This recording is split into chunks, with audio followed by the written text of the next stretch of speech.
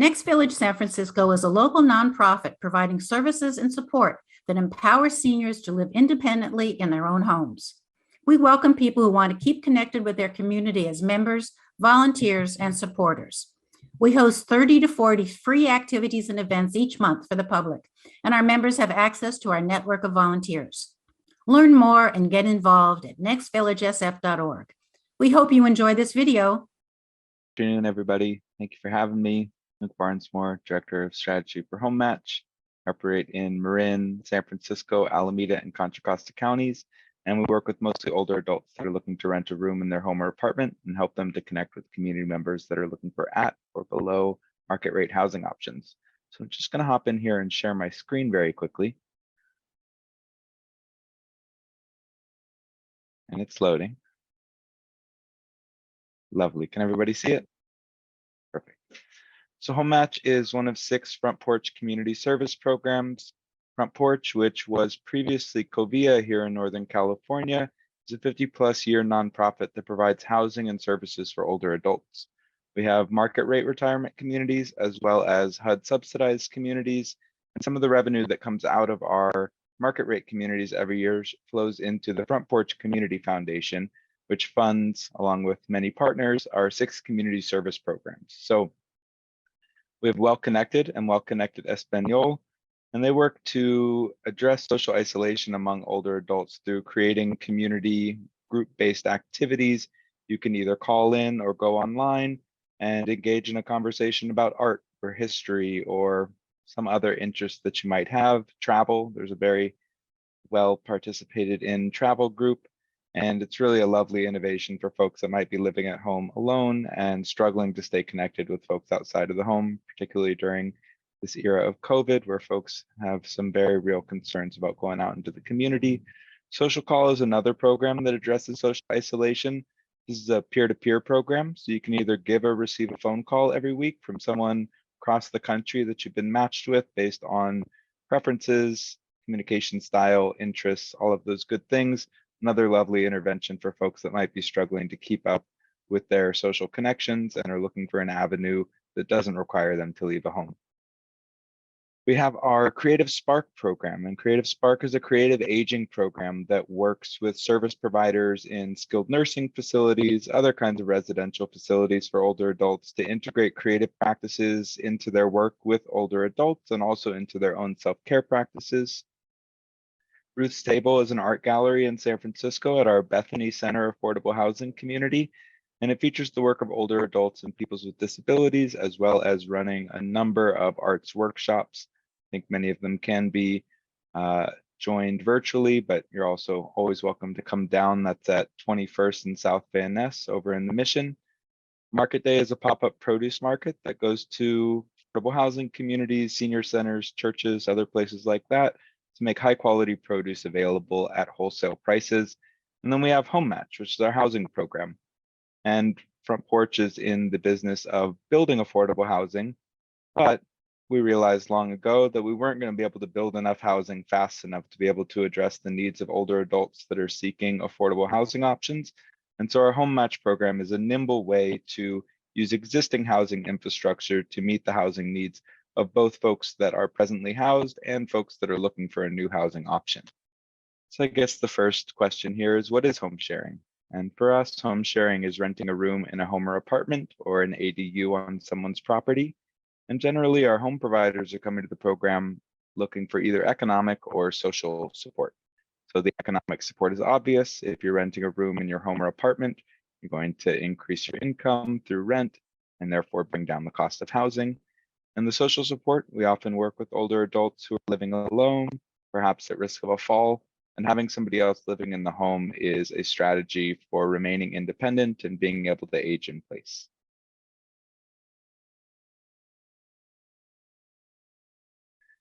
So I'm not going to dig too deep into all of the data here, but the basic message that is being conveyed is that the population of older adults in the US is rapidly increasing. It's going to double by 2035.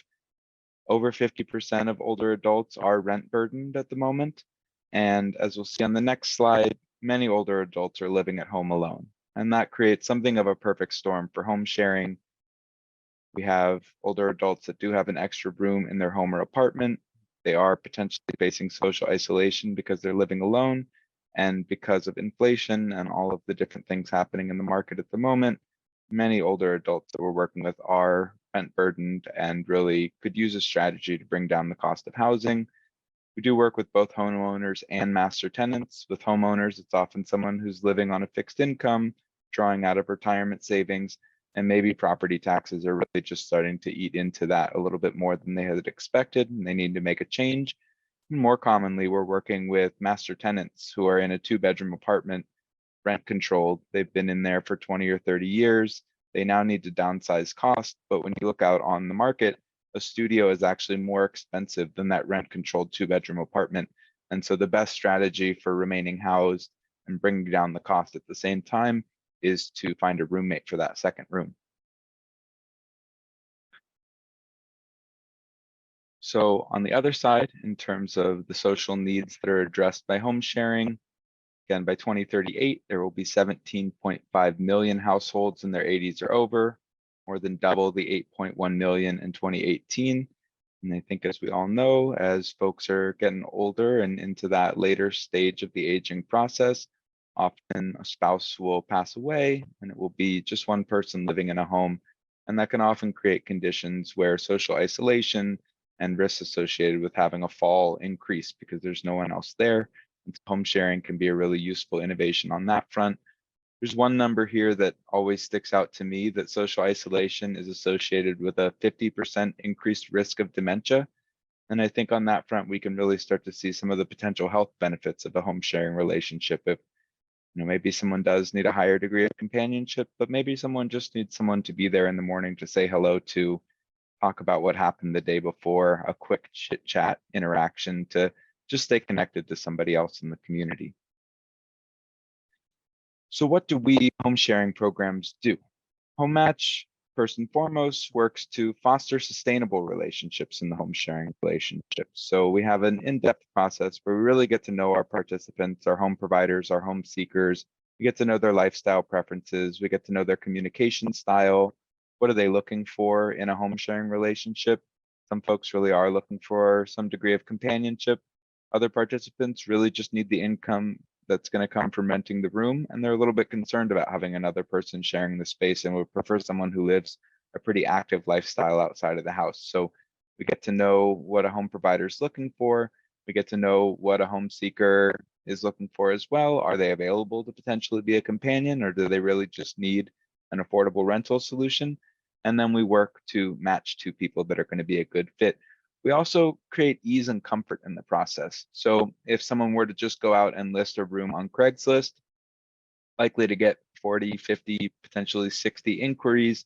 Some of them won't be real people and just some sort of a scam looking for personal information. Others might be people who wouldn't be an optimal person to bring into your home. So we run background checks. We do our in-depth interviews. We verify that someone has enough income to be able to pay for the room. In our program, we want someone hopefully to be making at least twice as much as what the rent is, though in certain circumstances, we might be able to go beyond that. If someone has their health care and their food services paid for, it might make sense for someone to pay a little bit more. I'll get a little bit more into some of those details later. But by running the background check, doing the interviews, making sure that we're only introducing people that are socially compatible, we're taking that field of about 50 or 60 inquiries down to 2 or 3 people who we feel confident would be safe to bring into the home and who are very likely to be a good fit. So it's not trying to bring lots and lots of strangers over to meet them. And then in kind of rough policy terms, I would say that our program is creating housing stock. So many of the older adults that we work with who are interested in renting a room or have a need to rent a room in their home are pretty concerned about some of the potential risks that come with that, not only of finding a tenant, but many people ask me, what happens if I bring somebody in, it doesn't work out, I serve them notice, and they won't leave? And I can say that in the year that I've been with this program, I haven't seen any evictions happen. We have a very thorough process of vetting people, and we also have a very thorough process of helping to mediate conflict that might come up and help people on to whatever the next step in their housing journey might be. So I can say with confidence that those risks that are associated with bringing somebody into the home. We can't completely nullify those risks. There are legal standards in place, but we can minimize those risks to the extent that I think it is a reasonable expectation that you're not going to have to deal with the exorbitant costs of going through an eviction process. So here is a little map of the home sharing process and how we approach this. So if someone's interested in the program, they either call, send us an email, the contact information will be at the end, or use our online web inquiry form to get in touch with our intake coordinator. That individual is going to go through eligibility requirements and help to get someone an application in a way that works best for them. We can send it by email, we can send it by post, and in some circumstances, if there's an accessibility need, we're happy to come and deliver an application by hand, meet somebody, start building that trust right from the beginning of the relationship. Once we receive an application for a home provider, we're going to reach out and schedule a home visit. We're going to meet with somebody in their home. Again, talk about what their preferences are in terms of a potential roommate. We're going to take a look at the room, make sure that it is ready to be rented to somebody. If perhaps there's some minor things that need to be done, maybe a little bit of cleaning, maybe a new layer of paint, maybe some stuff has built up in there through the years and there's a need for support to get it into storage or off to the Goodwill, we can provide some room readiness services there. And then we'll run a background check after we've done that intake appointment, just make sure that everything's on the up and up. And then with our home seekers, it's a very similar process. We receive an application, we'll schedule an intake appointment. That could be in our office, which in San Francisco is at Turk and Goff. It could be over Zoom, or again, for accessibility needs, if it makes sense for us to go and meet somebody out in the field to do an intake, we could meet at a local coffee shop, something like that. We're going to get to know a home seeker's needs, preferences. Some of it's in the application. Do you have a pet? Do you smoke? All of the things that could be a barrier for a home provider that wouldn't be comfortable having somebody living in the house that did say have a dog. That can often be a barrier with our program. And then when we meet to do the intake appointment, we really dig into the social compatibility side of things. Just make sure that two people have a similar enough communication style that when inevitably two people living together, something comes up in the relationship, they're able to address it on their own in a good way. As I'll get to in a little while, we do provide ongoing support and can provide some mediation support, but best situation is to empower two people to address a situation on their own rather than having to get a third party involved. So we've done our intake process, we've run background checks on both parties, we've done income verification for our home seekers. The next step is the introduction process. So we'll provide the phone number and email of each participant to the other participant once we've checked in with both parties to make sure they're comfortable with an introduction.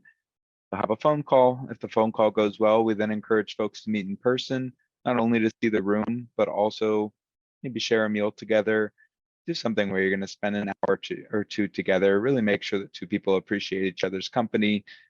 We want two people to be happy living together, not simply living together out of necessity. And then when two parties do decide that they've found their right match and they want to move forward and move in together, we move to our living together agreement. And that has two major parts. The first part is agreements about shared use of space. So is there storage? How much storage is there? Is there parking? What are the guest policies going to be? What are shared cleaning policies going to be? What's the temperature usually kept at in the house? We don't want one person who likes to keep the windows open in the winter and another person who likes to keep the heat on at 80 degrees. That is a very difficult thing to circumvent in a shared living situation. We'll write out answers to all of those questions. And then the second half of the agreement is the living together agreement, is the lease agreement, excuse me. And that is your traditional lease agreement. When does the term start? Is it month to month? What's the cost? And importantly, all of those agreements about shared use of space are actually a part of the lease agreement. And so if someone's not living up to the expectations that were established in those shared agreements on the use of space, that would be considered a breach of the lease agreement, which gives both parties a little bit more agency in the relationship if the other party isn't living up to the expectations. And then two parties move in together and we provide ongoing match support.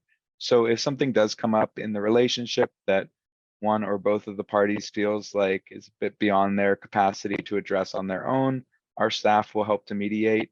Sometimes stuff comes up in the personal lives of one of the two individuals that's becoming a barrier to being able to remain in the home. Sometimes the home provider really is getting to a point where they need some kind of caregiving. We might make a referral to an agency that does provide caregiving.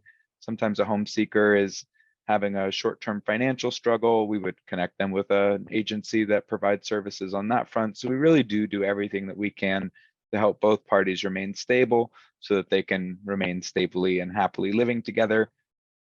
And that, when the match comes to an end, we continue that process until both parties are set in their next housing situation. So some of our home providers do get to the point in terms of their health needs where perhaps they need a live-in caregiver, and that's the reason the match is coming to an end, because they need that room for that.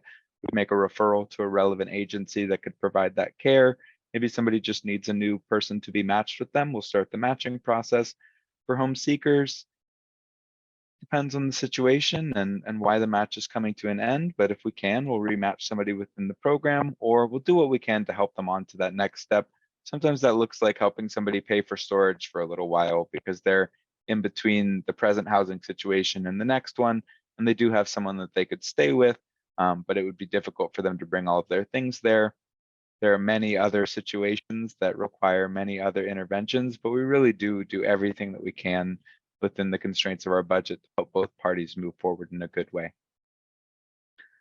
So in terms of our timeline, it is a little bit variable. So we don't make matches, or we don't make placements, we make introductions, and it is a fully voluntary program. So in the end, two parties have to decide to move in together.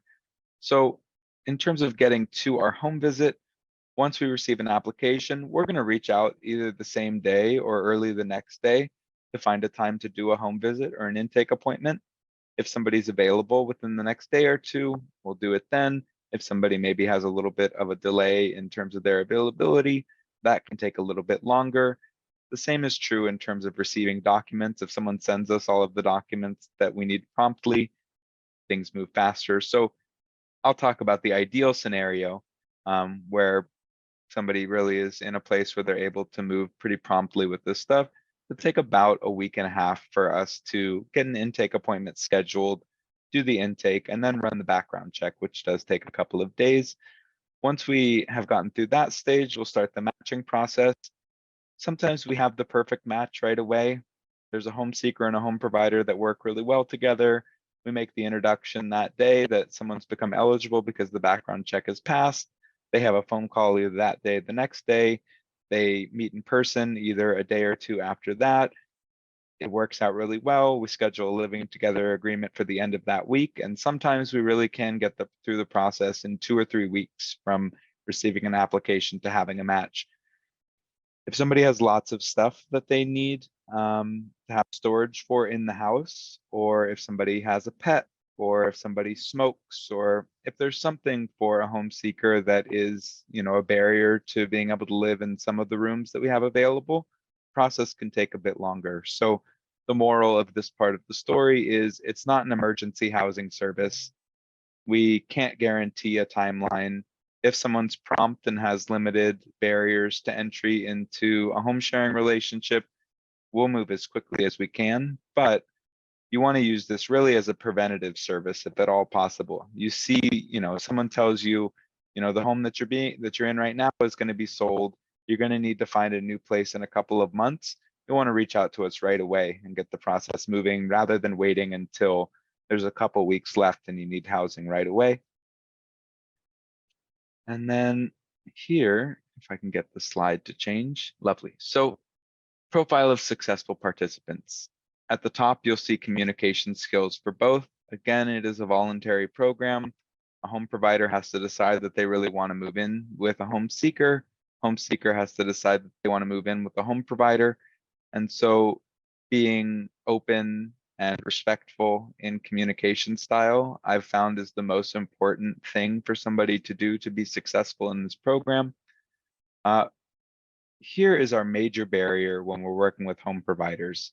We do have a task exchange program. It can be up to 10 hours a week of taking out the trash or driving to appointments or things along those lines in exchange for a slightly reduced rent, but it's not home care and it's not medical care. So anything that an IHSS care worker would do, say helping somebody get dressed or helping somebody eat, take their medications, anything beyond that, that's all going to be outside the scope of what our task exchange program can facilitate. And sometimes we do have folks coming to the program who can't get the hours that they need from IHSS. They can't afford to have live-in caregiving or somebody from a private company, and they're hoping that our task exchange will be able to, in effect, become a home care relationship. And that really is beyond the bounds of our program. We're not licensed to train people to do home care. We don't have the proper insurance for that. So obviously, if someone has IHSS in place and they're looking for that task exchange to supplement, that works really well. And we have a number of people in the program where that works very well for them. But if somebody is still trying to get their care plan in place and hoping the task exchange would be able to fulfill those needs, that's going to be beyond the scope of our program. And then for home providers, I think coming into home sharing with a little bit of a sense of adaptability. If you've been living by yourself in an apartment for many years and suddenly you're going to have to share the kitchen with somebody else, it does take a little bit of time to adapt to some of those changes in the way that you're moving through the space. What we find in our impact surveys is that while there are often concerns about that before the move-in actually happens, once two people live together and they figure out their rhythm, the benefits that come from having some companionship and potentially a new friend living with you, and the benefits that come of, often significantly reducing the amount of income that's going into rent, I would say a lot of those fears end up dissipating once two people are living together, but only if there is a little bit of openness to change and trying to find that new pattern rather than telling someone you can't use the kitchen. It is somebody coming into the home, but it in some sense really needs to also become that individual's home. So a little bit of openness on that front is very helpful. For home seekers, our major barrier to success in the program is just cost of rooms, and that is a product of the housing market here in the Bay Area these days. Most of our most affordable rooms are in the $900 to $1,000 range, and it really definitely goes up from there. If it's an accessory dwelling unit, we're probably talking 18 to 22. If there's a private entrance or a private bathroom, we're talking somewhere between 12 to 1,500. So depending on what the room is, I would say if someone doesn't make enough to be able to at least pay $900 a room, it can take us a very long time to find a room that will work. It's not impossible. We do sometimes have home providers that don't have a strong financial need to join the program, and either out of a sense of altruism or just because they really need some increased companionship at home to be able to remain in their home, they will make their room available for $400 or $500, $600 a month. But we get a room like that once every few months at the very most often. And so in effect, our wait list for those rooms is closed. When we have a room that comes available at that price, we'll reach out to our community partners and find somebody who is in a position where they could benefit from renting that room. But we do request that we don't receive a mountain of applications from people that are asking for a $400 or $500 room. We simply don't have the staff capacity to process that many applications. In effect, our wait list is closed if someone can only pay $400 or $500. We would love to see the city make some more movement on this point. I will put out on my advocacy hat and say that shallow rent subsidies is a really important new vision for housing subsidies that is coming onto the radar of a lot of policymakers. Traditional rental assistance programs like ERAP or rapid rehousing grants or whatever it might be assume that someone's having a one-time financial emergency, and that once their housing is stabilized, their income will increase over time.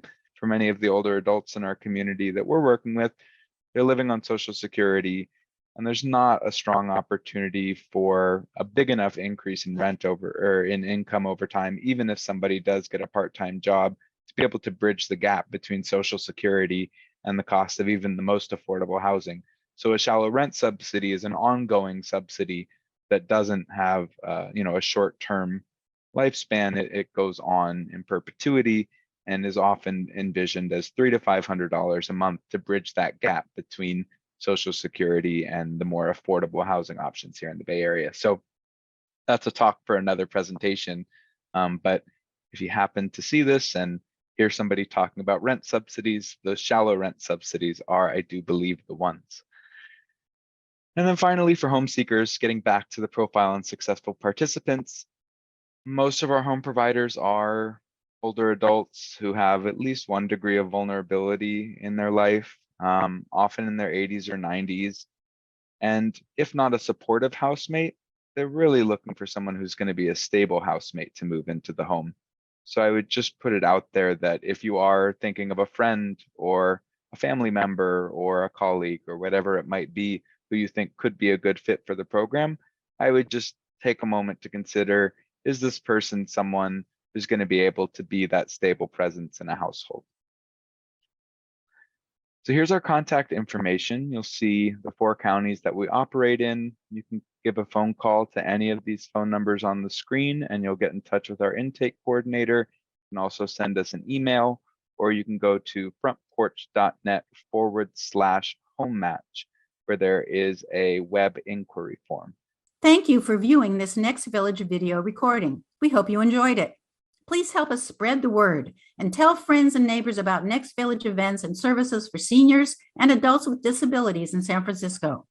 Visit our website to learn more about our vibrant, growing network, as well as to view our calendar of upcoming Zoom and in-person events and activities in San Francisco. Our website is nextvillagesf.org. Contact us to join our email list to learn about events and resources for seniors in San Francisco. And subscribe to the Next Village YouTube channel by clicking the button below.